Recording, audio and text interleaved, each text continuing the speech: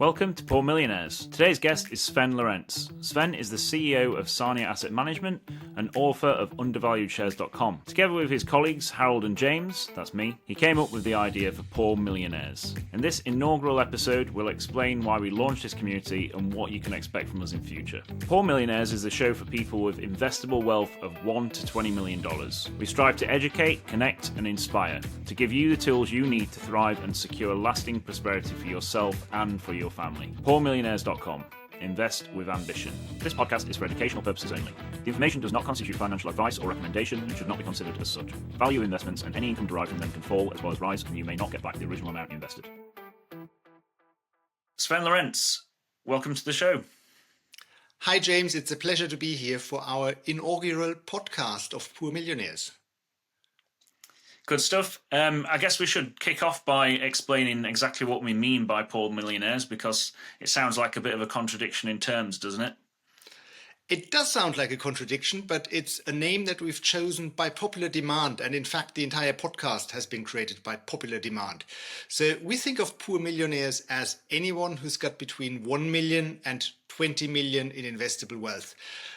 You wouldn't believe it, but there are actually 58 million people around the world who have that level of wealth. Now, it is wealth in many ways, but at the same time, 1 million doesn't buy you the same stuff that it used to buy you 10 or 20 years ago. It used to be that when you were a millionaire, you had really made it. And now there's the new slogan, 10 million is the new 1 million. Because if you live, for example, in a place like San Francisco or New York or London, you really need 4 or 5 million to actually qualify for upper middle class. That's what inflation has done, price appreciation of real estate values, rising costs for private schools, etc., etc. So 1 million doesn't take you very far anymore. And we think of poor millionaires as anyone who's reached a certain level of wealth, but who's really not quite up there yet with the truly wealthy.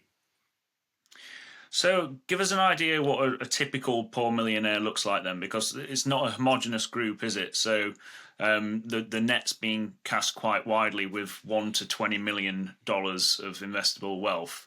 What are some of the examples of the people in this group?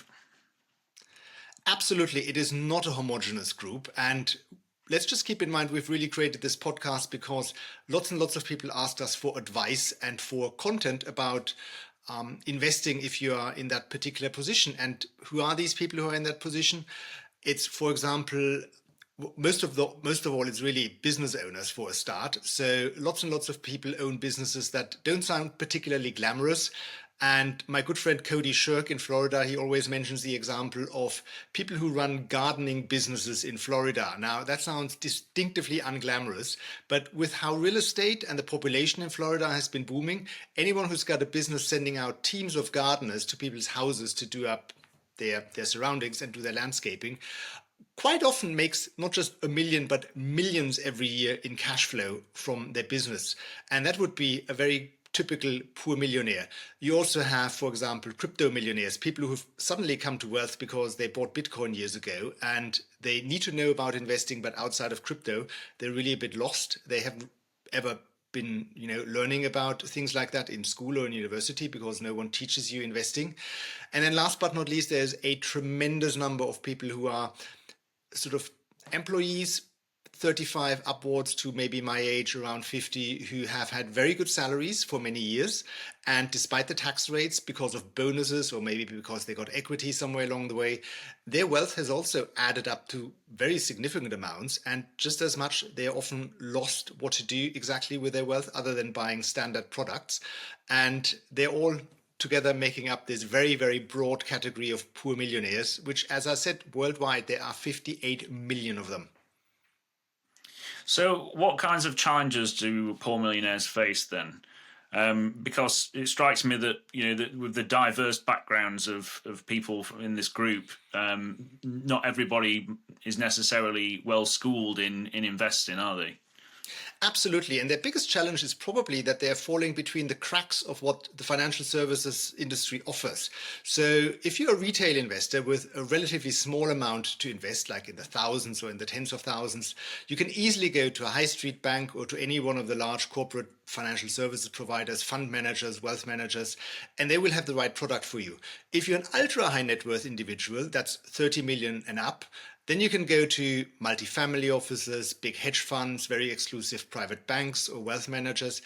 But those people who are somewhere in the middle between that, which, as I said, is sort of 1 million to 20 million, they're a bit lost in terms of no one is really looking after them. And that's really the number one challenge that they're facing. But then also on top of that, most of them don't have a network when it comes to investing. They don't have any peers that they trust. They have no one to speak to who is not selling them something or pitching them something. And last but certainly not least, I think they're also facing the challenge that investing is always communicated as something that's like very serious. And yes, of course it is serious. It affects your life and that of your loved ones and your entire future. But there's no reason why it shouldn't also be intellectually stimulating, maybe even a bit of fun. And all of these challenges we are trying to resolve for the people who are listening to our podcast or reading our content. And the slogan for Poor Millionaires is invest with ambition. What exactly do we mean by that? So very clearly, if you have, say, 100 million or 500 million, then you can kick back and say, okay, I'm going to live off my capital now. And all I really need to do is make sure that my capital is protected. It grows a little bit, but you don't need very high returns. You can just say, I need 7%, and then I'm very happy with that. If you're a poor millionaire, your priorities will very likely be, how do I get to the next stage? How do I get to the next level? If you have 1 million, you probably want to get to 3 million or 5 million. If you have 5 million, you want to get to 10 million or 20 million. And achieving significant returns on your capital is something that will very likely be a much bigger priority. And people who are in that class of investors, they're usually also a bit younger. They can afford to take a bit more risk, and they're actively seeking investments that have a higher return, that have a more pronounced risk and reward ratio. They probably want to achieve 12% per annum or 15% or 20%.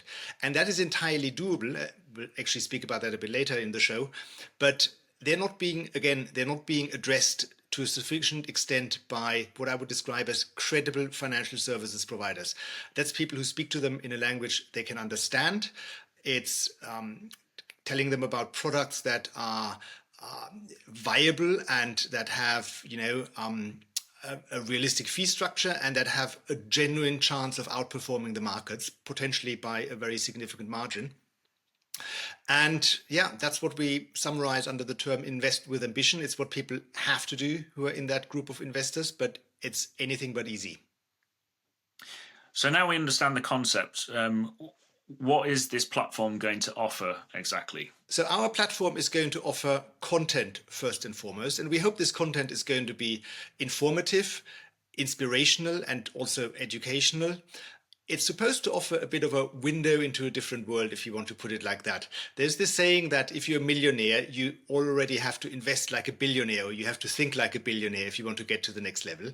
And that might be overstating it a little bit, but we'll certainly be telling all sorts of inconvenient truths on this platform. We'll be inviting guests who can speak from a very, very different perspective of already having reached that next level or, yet another level further up, and who can share their experiences. All of that will be content that is, it's not marketing. There's not going to be any sales pitches. So there's no sponsorship either. It's really educational, informative, inspiring content, nothing more and nothing less than that. So obviously the podcast is going to play a big role in that. What kind of guests can listeners expect in future episodes? So because of the work that we all have been doing in financial services for decades now, and that's really our entire team, we've got many, many decades of experience. We also have a very broad network. We've come across all sorts of people. And I think adding up our various LinkedIn profiles and email lists, we have more than 100,000 followers now. Now, I can't speak to who these 100,000 people are in terms of knowing every single one of them, but we certainly know a large number of people who've either resolved some of these challenges or who have very inspiring stories to tell.